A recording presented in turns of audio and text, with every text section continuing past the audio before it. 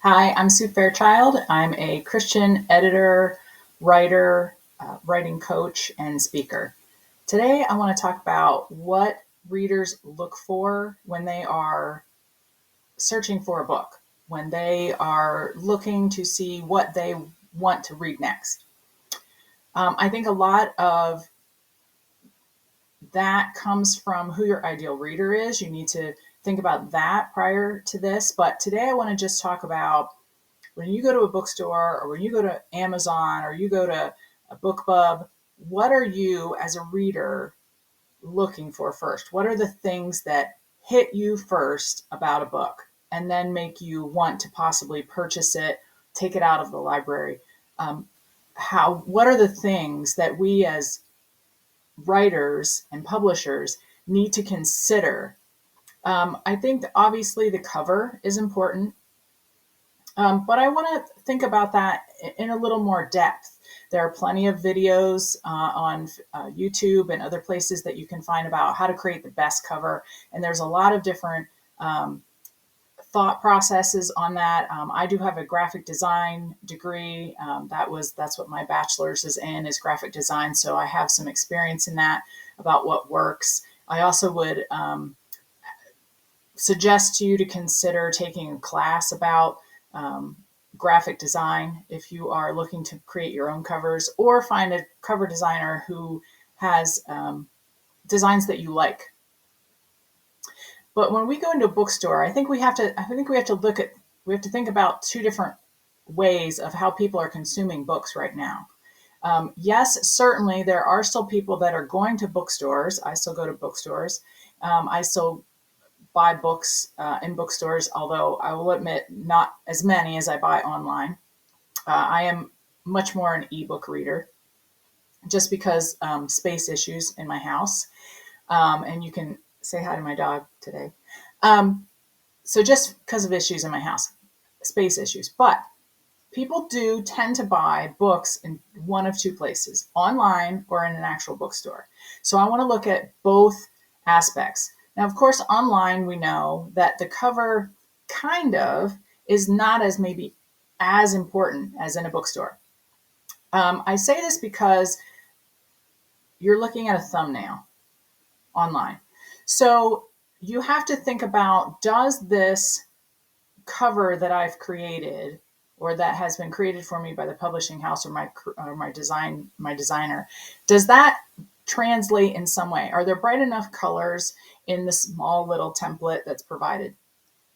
And does it speak something? Are there colors that, or can something be seen even in that little template? Because I do think that online buyers are looking at that little template first. That is the first thing I look at for sure. In a bookstore, I have a couple of books here I'm going to get uses as examples that I had here. In a bookstore, I think that's different. Not all books in a bookstore are front facing. Not if you go to the library, not all books are front facing. Many of them are um, on the shelf with their spines. Okay, so these are a couple of books that I had on my shelves. Two that I've helped with or gave some kind of endorsement, or I edited this one here. Um, Dreyer's English. If you don't know Dreyer's English, I highly, highly recommend it to you. But this is what we're looking at first, right? Now, obviously, these three books would not be in the same section. There are three completely different books. Dreyer's is in nonfiction. This is where it ends is a contemporary Christian, and Once Upon the Shadows is a choose your own adventure book. So, and it's also YA. So they'd be in three different sections of the bookstore. But this is what buyers are seeing first is a cover. I'm sorry, is the spine. So I think when we're thinking about buyers within a bookstore, that certainly is the first thing that we need to consider is what this spine looks like. So now I'm going to cover and spine are two of the most important things. So let's talk about them. So we'll look at Dreyer's first. Dreyer's English, this is a nonfiction book. It's kind of a fun book. So you can see like he has some funny things here, like this should be an apostrophe and this should be a little dot. and they're different. They're in different colors. So this kind of speaks to the fact that yes, this is a nonfiction book, but it's a little fun, right? It's a little quirky. It's going to be a little weird. So certainly that the design of that shows that. This is a standard kind of nonfiction format where there's not really a picture a lot of the time. It's usually just text.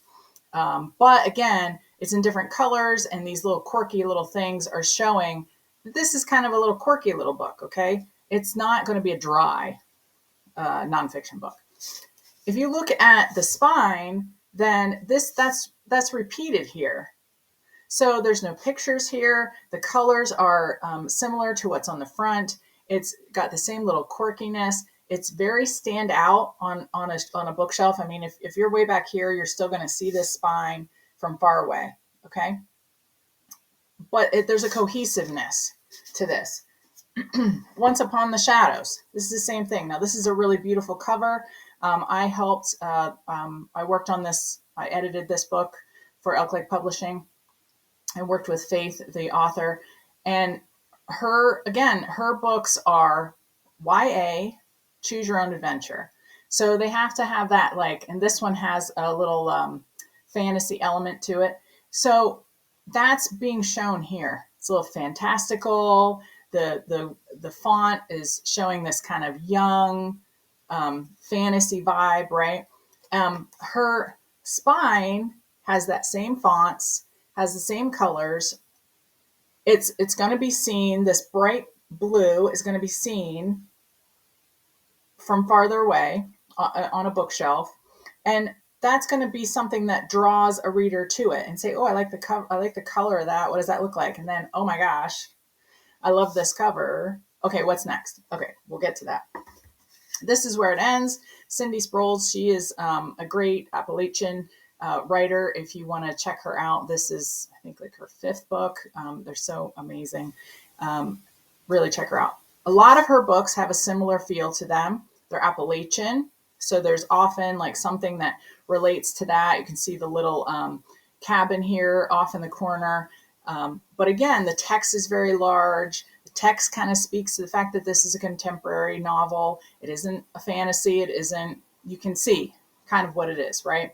And again, she's an Appalachian writer, so their stories are about Appalachia, and she uses scenes from Tennessee and other Appalachian places where she is setting her stories.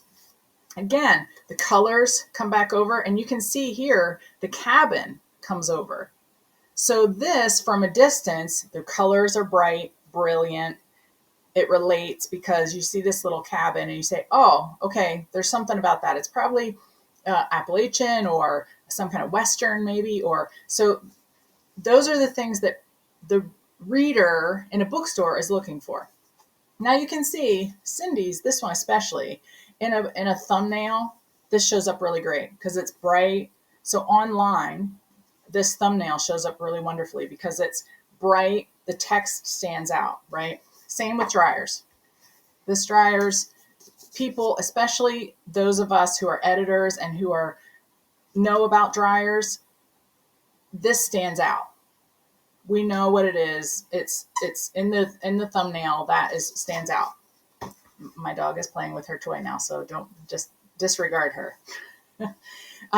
Again, in the thumbnail, this shows up really bright. This part here would show up really bright in the thumbnail. This text is large enough that in the thumbnail is probably going to be seen. And at least, if not the words exactly, how this text is, what the font is like. It's fantastical, right? So in a thumbnail on Amazon, you're going to say, oh, even before I see what it's about, I'm probably going to be a fantasy novel. That's probably going to be. So there's all of those things that a reader looks for first online in a bookstore when they are considering what to purchase. What do you think is the second thing after a cover and a spine that they look for? The back of the book, right? They are all looking at the back. Here's what we do when we find a book in the bookstore, right? Oh, I really like that book. That spine looks amazing. Oh, wow, that is a really gorgeous cover. And we turn it over, right? We turn it over because we want to see what is on the back. So Cindy's especially, it's a little hard to see with my light, but she has endorsements back here. Now, these endorsements are from some larger Christian folks, because she's a Christian author. She's in the Christian industry of publishing. So she has some endorsements for her book that are from like larger Christian people in the industry, right? So she is, sorry, futzing with my camera. So she's using that to help sell her book. But she also has a very clear, concise description of exactly what the book is about. Again, to write descriptions for your books, go find another video. This is not what we're talking about today.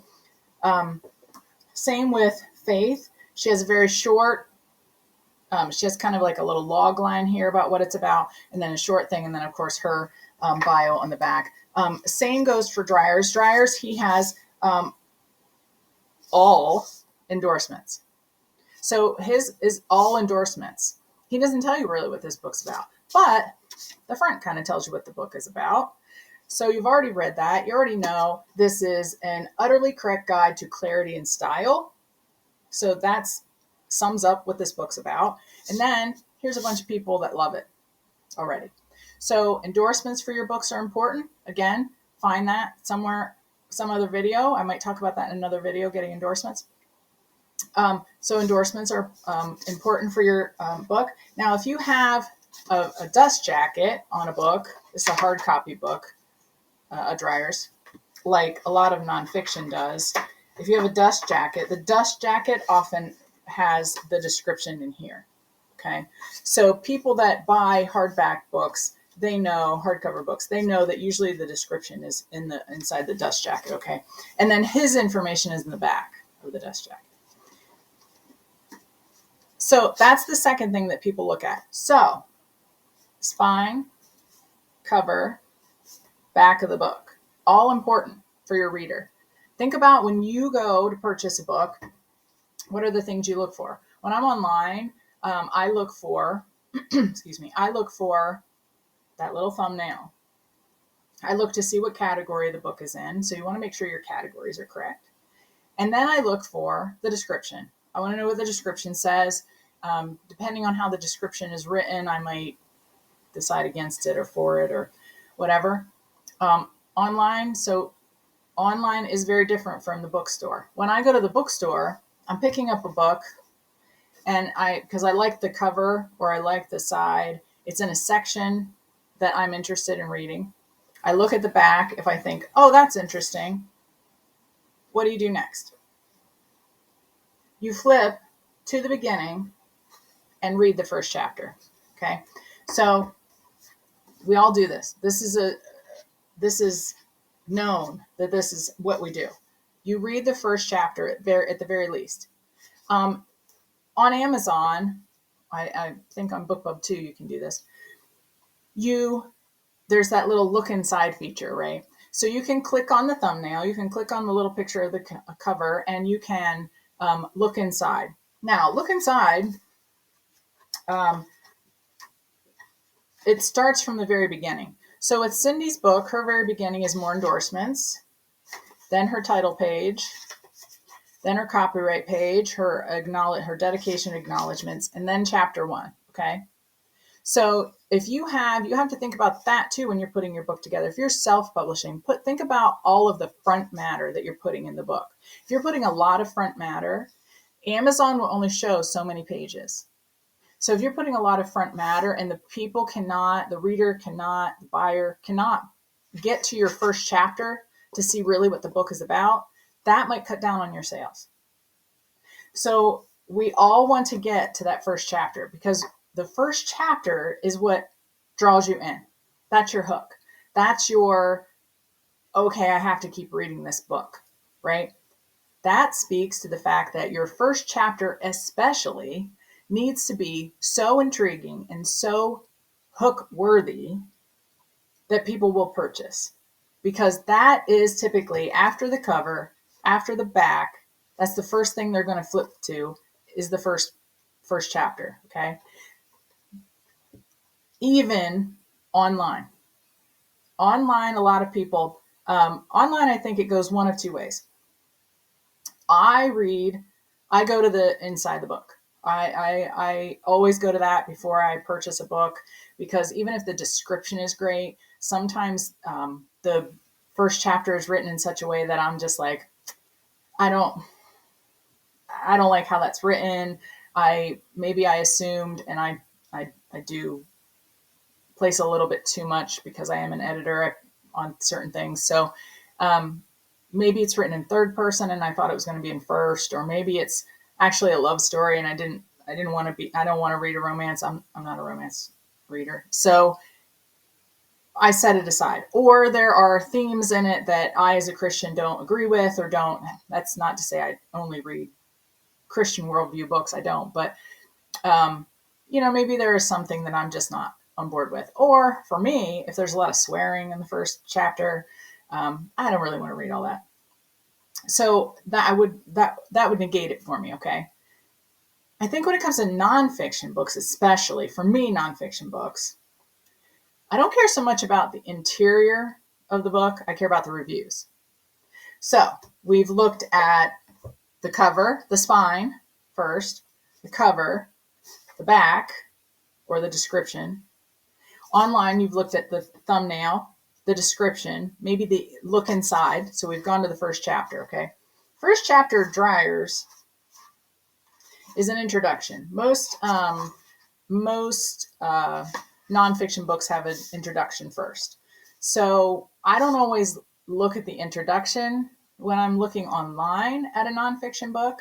I'll look at the reviews. Reviews for fiction for me do not mean as much. That's different for everybody. Your reader might be different. They might be looking for that it has a specific trope in it that reviewers are going to tell them about. I don't care about that necessarily, because I feel like everyone's opinion is different. Reviews do not hold as much weight for me as a reader, except for nonfiction books. Nonfiction books, the reviews do hold weight for me, because I want to know, was this person helped? Was this person enlightened? Did they learn something from this book? What were the specific things they learned from this book? Also, in a nonfiction book, I'll probably look at the table of contents too, but reviews hold more weight for me in a nonfiction book. So let's recap. Cover, spine, cover, description or back of the book, first chapter, and or reviews. So before your reader reads your book, you might have the best written book. You might have the next great American novel. Okay? I believe there are a lot of really good writers out there. But if your cover does not connect to your ideal reader, if your spine doesn't connect, the cover is not of quality, it's not done with excellence, you have to remember, especially in a bookstore, everybody's goal is to get in a bookstore, right? To remember, in a bookstore, there are shelves of spines that you are competing with. If yours does not stand out, they will go to the one that does. So all of these things need to be thought about. They're not just throwaway things.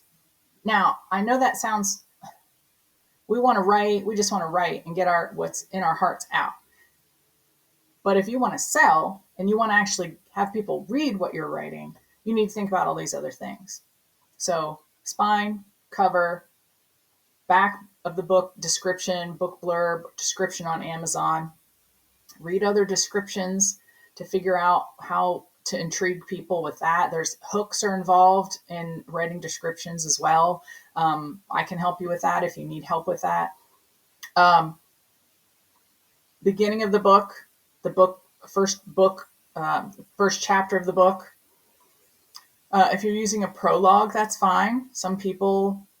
Most people don't mind prologues. See my other video about prologues, my blog post about prologues.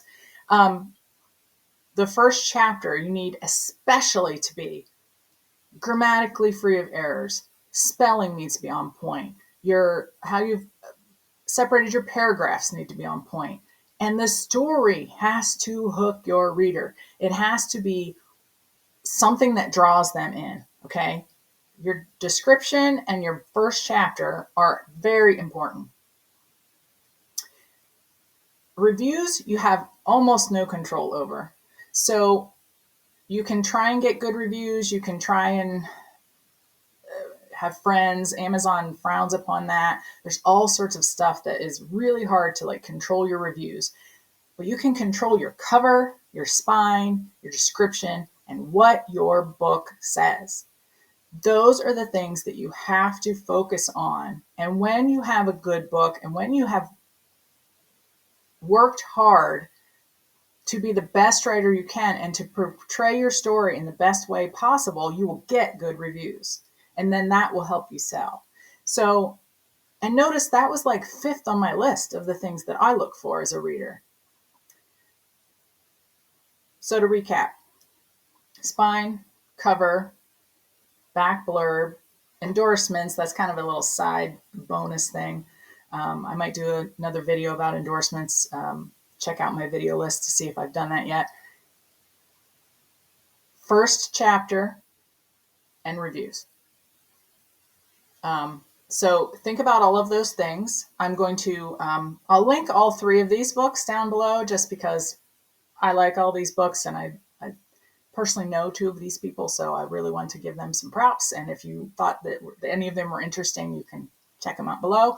I'm also going to leave a link for my newsletter, which comes out twice a month, and I talk about some of these things. A more condensed version. They're quick, they don't take up a lot of your time, and they only come twice a month to your inbox, and that is free tips for writers. I share some of my own writing journey within that too. So, and remember to hit the bell so that you get notified when I have new videos, and subscribe to this channel because I'm going to be doing more. So thanks and have a great day and good luck with your book.